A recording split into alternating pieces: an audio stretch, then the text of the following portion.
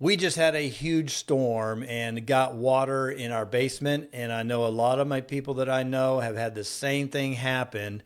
And so I want to take a moment to walk you through what a claims process may look like on your house to get the water taken care of in your basement. Hey, I'm Anthony Carr. If we haven't met yet, thanks for coming by. And let's get started. So you want to make a water damage claim. I printed out my notes here. So I'll be looking down and touching base on the notes here. So pardon me for that. First, contact your insurance company. You want to let them know what's going on with what had happened, the time it happened, why it was caused. Was it a burst pipe or was it a storm? Ours was a storm. Lightning, flooding, all kinds of crazy things. So you want to make sure that water flow is done. And so some things you may be doing to get started here, you can't wait for the insurance company to send you a check and then start working on it.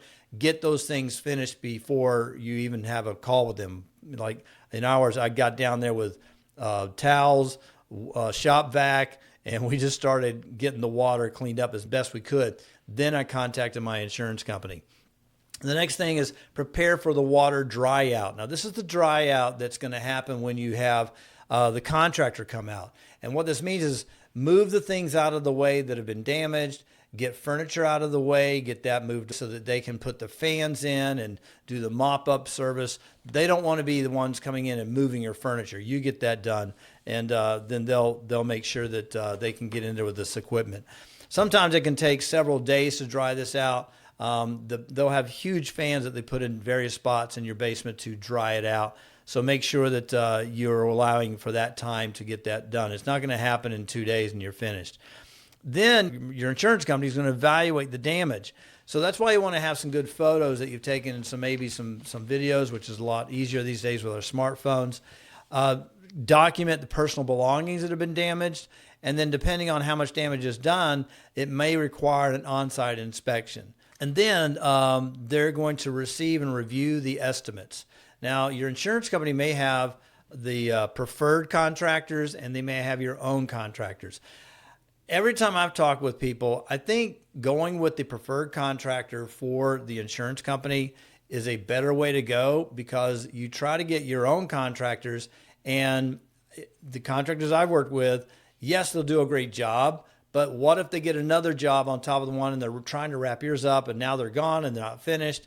And also, if you go with your own, it may take a little bit more time to get those estimates completed. The people that work with the insurance company, they know how to maneuver that system. And so I always suggest that you go with the preferred contractor of your insurance company. So once they're done, then you're going to receive payments. Now, this payment, it could be a check, it could be an automatic deposit. On some of these, your check may be for you and the vendor. It may be just to the vendor. And sometimes it may be you and your mortgage company and the vendor. So you may have to contact your mortgage vendor to find out, hey, how do I get you to verify this check and get it signed off so I can get it to my contractor to get things going? And so be aware that might be happening. Don't let that take you by surprise. Depending on the amount of damage, they may make two payments, one to get it started and then one to pay it off.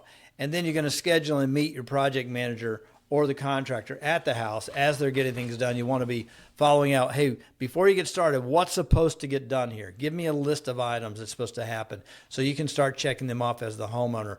Also, as they are fixing things, they may uncover some items that were not there in the original estimate. And so if they find that, it'll be another review with your insurance company to find out what are they going to take care of and what do you have to take care of for yourself. Most policies have some sort of deductible. And so in most cases, you have to check with your own insurance company. You'll pay your deductible, and then the insurance company will take care of the rest. And then they start on the work. So it could take a few days for them to get started. And then when they get completed, there may be one more final inspection that you have to do with your insurance company to make sure that all the work has been completed as was planned and paid for. So I hope you escaped this challenge of having water in your basement after a big storm. We were dinged by it, so we're going to take care of that today. And so if you've got any questions about the process that you might need some guidance on, feel free to reach out to me. Or if you need some contractors to do any other kind of work, I've got a good lineup of people in my database that I can refer you to. Thanks so much for coming out and watching this today. Take care and have a great day.